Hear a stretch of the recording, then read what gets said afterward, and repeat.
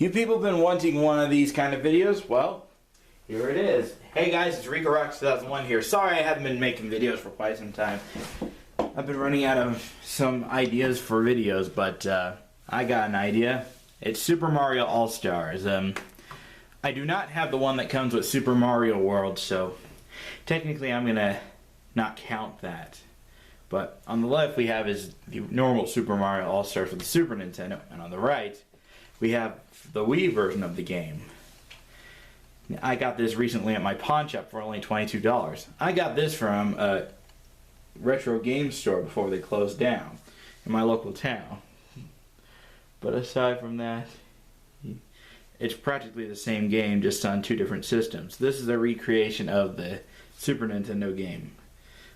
So it took like 3 systems later to re-release it. So if you're looking for All-Stars for the 64 or the GameCube, well, your best bet is to homebrew those systems. Or for the GameCube, it's WiiKey. For the N64, well, the TriStar 64 or the EverDrive 64, I don't know. At least one of those. But, yeah. Finally get to do a comparison video between, well, these two. I hope you like this comparison. This was released in 1994. This one was released in 2011, I believe. Around the time that, no, 2010, I believe. This was around the same time that Mario's 25th anniversary came out. It's basically the same game. You got 4 games on both versions of the game. 5 of you have Super Mario World bundled with it. But aside from that, well, you got the Super Mario Bros. 1, 2, 3, and Lost Levels, or known as the original 2 from Japan. In Japan, they call their Lost Levels 2 and our 2 USA, Super Mario USA, which is also known as Doki Doki Panic, just with sprites changed. Another difference between the Super Nintendo and the Wii version of the game is the controller that you use. For the Super Nintendo controller, you use a classic 16-bit Super Nintendo controller like what I have right here. As soon as I unravel it, this is the controller that you use for the Super Nintendo version of Super Mario All-Stars. Or if you have the European version, you would have rainbow color buttons, and the Japanese one would say Super Famicom. I've shown in another video what the Super Famicom controller looks like. For the Wii version of the game, you got different variations of controller schemes. You've got, well, for starters, you've got your traditional Wii remote, like what I have right here. This is your traditional Wii remote. You can play it like this.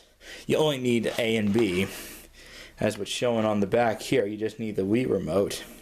You can also use a classic controller, which feels a lot like a Super Nintendo controller mixed with the PlayStation 1, which has the additional analog sticks and the 2 extra buttons, the Z buttons, to be more specific.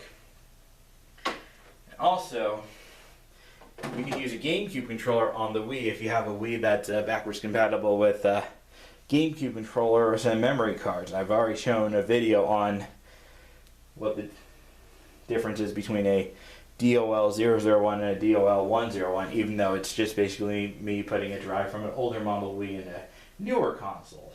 It does work.